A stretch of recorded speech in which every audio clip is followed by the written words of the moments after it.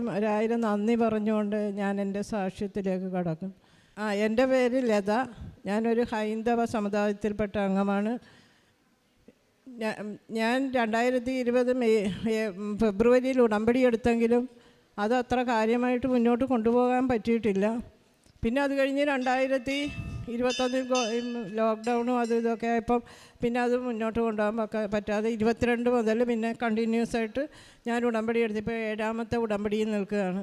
ഞാൻ എൻ്റെ എൻ്റെ രോഗസൗഖ്യത്തിന് വേണ്ടിയിട്ടാണ് ഒന്നാമത്തെ സാക്ഷ്യം വെച്ചത്, ഒന്നാമത്തെ നിയോഗം വെച്ചത്. അത് എനിക്ക് എൻ്റെ കക്ഷത്തൊരു മുഴയുണ്ടായിരുന്നു. അത് അച്ഛൻ ഇവിടെ ആരാധനയിൽ പറയുണ്ടായി ഒരു പ്രാവശ്യം, പിന്നെ കക്ഷത്ത് മുഴയുള്ള ഒരാളിനെ സൗഖ്യപ്പെടുത്തുന്നു. അതെൻ്റെ മുഴയായിരുന്നു എന്ന് ഞാൻ വിശ്വസിക്കുന്നു. കാരണം അത് മുഴ പോയി ഒരു ചെറിയ ഒരു കുരു മാതിരിയായി. പിന്നീട് എനിക്ക് തൊണ്ടയ്ക്ക് ഒരു മുഴ വന്നിട്ട് അത് ENT കാണിച്ചപ്പോൾ പറഞ്ഞു അത് സർജറി ചെയ്യണമെന്ന്. ഞാൻ ആകെ തളർന്നു പോയി. പിന്നെ തൈറോയിഡ് സ്കാൻ ചെയ്തപ്പോൾ തൈറോയിഡും കുത്തി പരിശോധിക്കണം. ഇതെല്ലാം പറഞ്ഞപ്പോൾ ഞാൻ ആകെ വിഷമത്തിലായി. അങ്ങനെ കുത്തി പരിശോധിച്ച് കഴിഞ്ഞപ്പോൾ ഡോക്ടർ പറഞ്ഞ് അത് കുഴപ്പമൊന്നുമില്ല, പിന്നെ അത് ഫ്ലൂയിഡാണെന്ന് പറഞ്ഞു. തന്നെയല്ല, അത് ഡോക്ടർ കുത്തി പരിശോധിച്ച ഡോക്ടർ അത് കുത്തിയെടുത്ത് കഴിഞ്ഞപ്പോൾ അത് ഒട്ടിപ്പോയി. അത് ഇവിടെ വന്ന് ഞാൻ മാതാവിൻ്റെ അടുക്ക കരഞ്ഞ് പ്രാർത്ഥിച്ച്, മാതാവേ ഇത് സർജറി ചെയ്യാൻ ഇടയാക്കരുതേ എന്ന്. പക്ഷേ അതുപോലെ തന്നെ ഡോക്ടർ അത് കുത്തിയെടുത്തപ്പോൾ അത് ഒട്ടിപ്പോയി. എനിക്ക് സർജറി ചെയ്യാതെ മാതാവാണത് ചെയ്തതെന്ന് ഞാൻ പൂർണ്ണമായിട്ടും വിശ്വസിക്കുന്നു. അതുപോലെ തന്നെ എൻ്റെ മക്കൾക്ക് ഞാനത് നിയോഗത്തിൽ വെച്ചിട്ടില്ല. എൻ്റെ മൂത്ത മോനും ഭാര്യയ്ക്കും, അവൾ നേഴ്സാണ്, അവൻ BTech പാസ്സായി, അവന് കമ്പനി ജോലി ഉണ്ടെങ്കിലും അതത്ര കാര്യമില്ലായിരുന്നു. പക്ഷേ ഇപ്പോൾ അവർക്ക് 2 പേർക്കും മരുമോൾ വിദേശത്തേക്ക് പോയി, മകന് നല്ല ഒരു ജോലി ലഭിച്ചു, അവനങ്ങനെ ഉയരങ്ങളിലേക്ക് പോകുന്നു. അതെല്ലാം മാതാവിൻ്റെ കൃപയാണെന്ന് ഞാൻ പൂർണ്ണമായിട്ടും വിശ്വസിക്കുന്നു. അതുപോലെ തന്നെ എൻ്റെ ഈ മകൻ, അവന് BBA ഏവിയേഷനാണ് പഠിച്ചത്. പക്ഷേ അന്ന് ക്യാമ്പസ് സെലക്ഷൻ കിട്ടിയെങ്കിലും അവനതിന് പോകാൻ തയ്യാറായില്ല. അതോടെ ഞാൻ തകർന്നു. അവന് പഠിത്തത്തിൽ അത്ര വലിയ താല്പര്യമില്ല, ജോലിക്ക് താല്പര്യമില്ല. അങ്ങനെ മുന്നോട്ട് പോയി.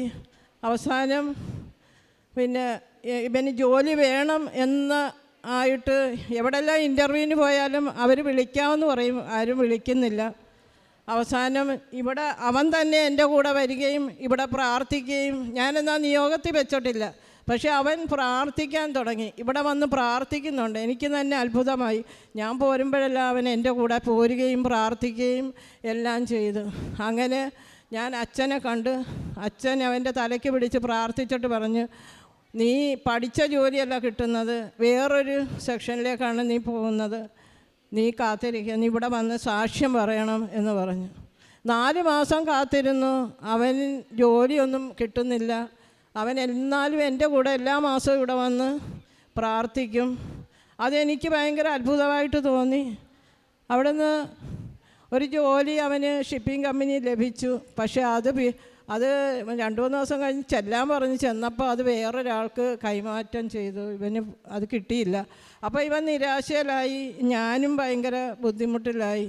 ഇവിടെ വന്ന് ഞാൻ കരഞ്ഞ് പ്രാർത്ഥിച്ചു, മാതാവേ. അപ്പോൾ ഇവൻ പിറ്റേ ദിവസം എന്നോട് പറഞ്ഞു, അമ്മേ നമുക്ക് കൃപാസനത്തിൽ പോകാമെന്ന്. അല്ലാതെ അവൻ ആ ജോലി പോയതിന് എന്നാൽ മാതാവ് എനിക്ക് തന്നില്ലല്ലോ എന്ന് പറഞ്ഞില്ല. ഇവിടെ വരാമെന്നാണ് അവൻ പിറ്റേ ദിവസം പറയുന്നത്. അപ്പം ഞാൻ ഇവനെയായിട്ട് ഇവിടെ വന്നു. ഇവിടെ വന്നിരുന്ന് ഞാൻ കരഞ്ഞ് പ്രാർത്ഥിച്ചു. ഇവൻ്റെ സങ്കടം കണ്ടിട്ട് എനിക്കും സഹിക്കാൻ പറ്റുന്നില്ല. എൻ്റെ മോൻ്റെ പ്രയാസം കണ്ടില്ലേ മാതാവേ. അവൻ എന്താണ് ജോലി, അത് അവന് പറ്റാത്ത ജോലിയാണെങ്കിൽ അത് വേണ്ട, പറ്റുന്നതാണെങ്കിൽ മാതാവ് അത് എന്താണ് തട്ടിക്കളഞ്ഞത് എന്ന് ഞാൻ പറഞ്ഞ് പ്രാർത്ഥിച്ചു. പക്ഷേ ഇവിടുന്ന് പോയി പിറ്റേ ദിവസം അവർ വീണ്ടും വിളിച്ചേക്കുന്നു, മോൻ വന്ന് ജോയിൻ ചെയ്യുമെന്നും പറഞ്ഞു.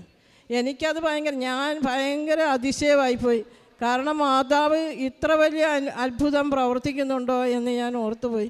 എൻ്റെ മകനും അത് തന്നെ. അവൻ പോയി.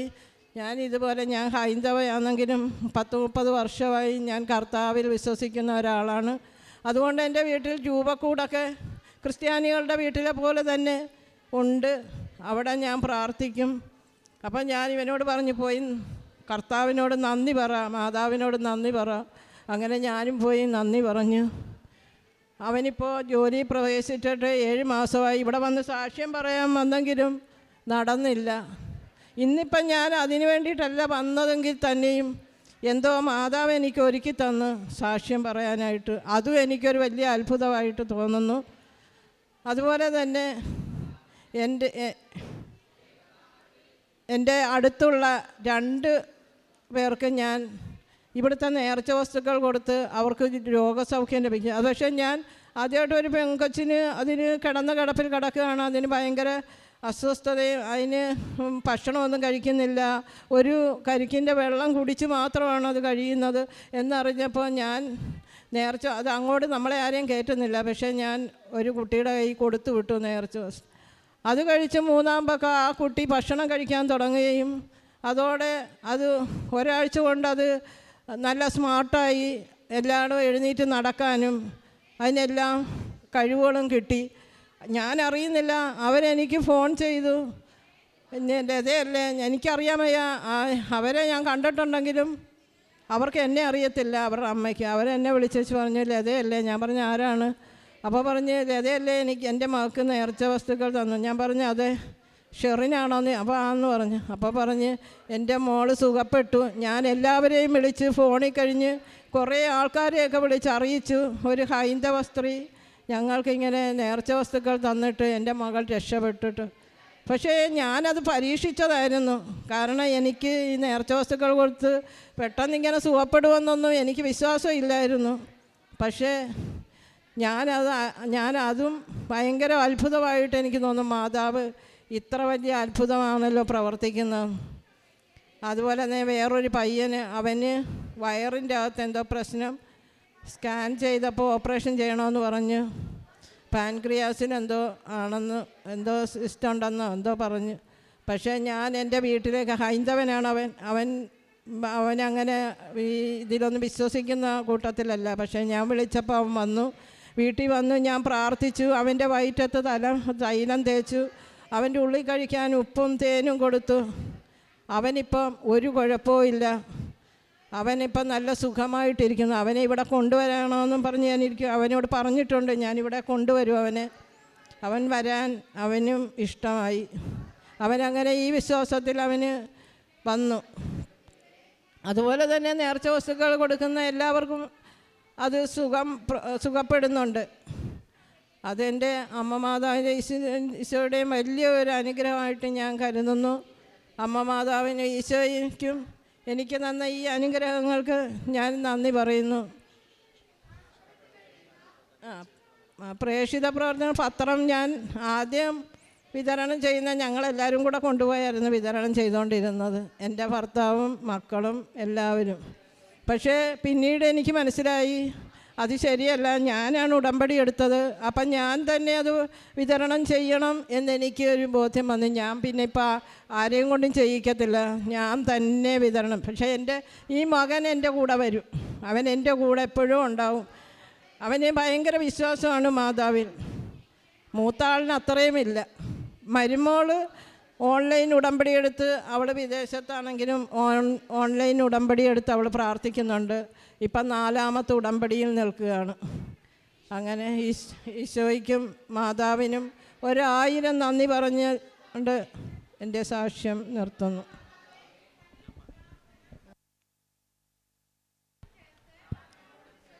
നമ്മൾ സാക്ഷ്യം വളരെ വ്യക്തമായിട്ട് ശ്രദ്ധിച്ച് കേൾക്കുമ്പോൾ വളരെ വ്യക്തമായിട്ട് മനസ്സിലായി. അതായത് ഉടമ്പടിയിൽ ഈ 2 പേരും വിശ്വസ്തയോടെ നിലനിൽക്കുവാനായിട്ടൊരു ശ്രമം ഉണ്ടായിരുന്ന അമ്മയുടെ സാക്ഷ്യത്തിൽ നിന്ന് വ്യക്തമാണ്. രണ്ടാമത്തേത്, നമ്മൾ പ്രാർത്ഥിക്കുന്ന ഒരു നിയോഗത്തിന് മാറ്റം ഉണ്ടാകുമ്പോൾ തന്നെ നമ്മുടെ വിശ്വാസം അത് ആഴപ്പെടും.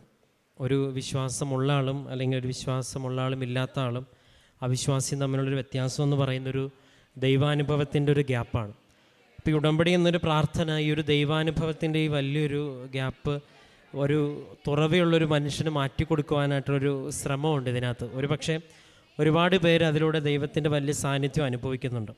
ഇതിൽ 2 പ്രാവശ്യവും ജോലി ലഭിക്കാതെ വരുമ്പോഴും വേണമെങ്കിൽ ഈ അൾത്താരിൽ നിൽക്കുന്ന മകന് വേണമെങ്കിൽ ഇവിടെ വരാതിരിക്കുകയും വിശ്വാസത്തിൽ നിന്ന് മാറുകയൊക്കെ ചെയ്യും. ഒരുപക്ഷെ അമ്മയുടെ തീക്ഷ്ണതയായിരിക്കും മകന് കൂടുതൽ പ്രചോദനമായതെങ്കിലും പിന്നീട് ഇപ്പം വചനത്തിൽ സാക്ഷ്യപ്പെടുത്തുന്ന പോലെ അന്വേഷിക്കുവിൻ നിങ്ങൾ കണ്ടെത്തും, മുട്ടുവിൻ തുറക്കപ്പെടും എന്നുള്ള വചനം പറയുന്ന പോലെ നമ്മൾ ജീവിതത്തിൽ വീണ്ടും വീണ്ടും ദൈവത്തെങ്കിലേക്ക് ചെല്ലുമ്പോൾ ദൈവം ഏറ്റവും മനോഹരമായത് ദൈവം ഒരുക്കി തരും എന്നുള്ളതാണ് ഒരു പ്രധാനപ്പെട്ട മകൻ്റെ സാക്ഷ്യമായിട്ട് പറയുന്നത്. ഒപ്പം നമ്മൾ പ്രാർത്ഥിക്കുമ്പോൾ മറ്റൊരാൾക്ക് ഒരു സൗഖ്യം ലഭിച്ചു എന്ന് നമ്മൾ അറിയുന്ന പക്ഷം, അതിപ്പം ഈ അമ്മയുടെ സാക്ഷ്യത്തിൽ പറയുമ്പോൾ പറഞ്ഞു, സാധാരണ എനിക്ക് ഇത്ര വിശ്വാസം ഇല്ലായിരുന്നു, പക്ഷേ അപ്പം അങ്ങനെ ഒരു സാധ്യതയും കൂടി ഇതിനകത്തുണ്ട്. അപ്പോൾ ദൈവം നമ്മൾ ഉടമ്പടി ജീവിതം മുന്നോട്ട് കൊണ്ടുപോകുമ്പോൾ നമ്മളുടെ പ്രോത്സാഹനത്തിനും അല്ലെ നമ്മുടെ വിശ്വാസത്തിൻ്റെ സ്ഥിരീകരണത്തിനും ആഴപ്പെടുത്തലിനും വേണ്ടി വിശ്വസ്തയോടെ നിൽക്കുന്നവരുടെ മുൻപിൽ അവർക്ക് മനസ്സിലാവുന്ന ഭാഷയിൽ ഒന്നെങ്കിൽ അവരുടെ പ്രാർത്ഥനകൾക്ക് ഉത്തരമോ അല്ല അവർ പ്രാർത്ഥിക്കുന്ന വ്യക്തികൾക്ക് ഉത്തരമായിട്ട് മുന്നോട്ട് പോകും. ഇത്തരത്തിലുള്ള വ്യക്തമായിട്ടുള്ള അനുഭവമാണ് ഇവിടെ ഓരോരുത്തർ പ്രായഭേദമന്യേ ജാതിമത ഭേദമന്യേ ഇവിടെ സാക്ഷ്യം പറയുന്നത്. അപ്പോൾ ഇനിയും ഉടമ്പടി ജീവിതം, അപ്പോൾ ഇത് സാക്ഷ്യപ്പെടുത്താൻ അമ്മയും മകനും ആയിട്ട് വന്നത്. അപ്പം ഇനിയും മുൻപോട്ട് ഉടമ്പടി ജീവിതം പോകുമ്പോൾ ഇനി ഒരുപാട് പരിശുദ്ധ അമ്മ കൈപിടിച്ച് നടത്തുന്ന ഒരുപാട് വലിയ അനുഭവങ്ങൾ ഉണ്ടാകട്ടെ എന്ന് പ്രാർത്ഥിക്കുന്നു. നമുക്ക് കരങ്ങളടിച്ച് ദൈവത്തിൻ്റെ നാമം മഹത്വപ്പെടുത്താം. അത്യപൂർവ ദൈവാനുഭവങ്ങൾ ഇനി നിങ്ങൾക്കും സ്വന്തം. ഈ യൂട്യൂബ് ചാനൽ ഇതുവരെ സബ്സ്ക്രൈബ് ചെയ്തിട്ടില്ലെങ്കിൽ ഇപ്പോൾ തന്നെ സബ്സ്ക്രൈബ് ചെയ്യുക. ഈ വീഡിയോ ഇപ്പോൾ തന്നെ നിങ്ങളുടെ സുഹൃത്തുക്കൾക്ക് ഷെയർ ചെയ്തുകൊണ്ട് കർത്താവിൻ്റെ പ്രേക്ഷിതരാകുക.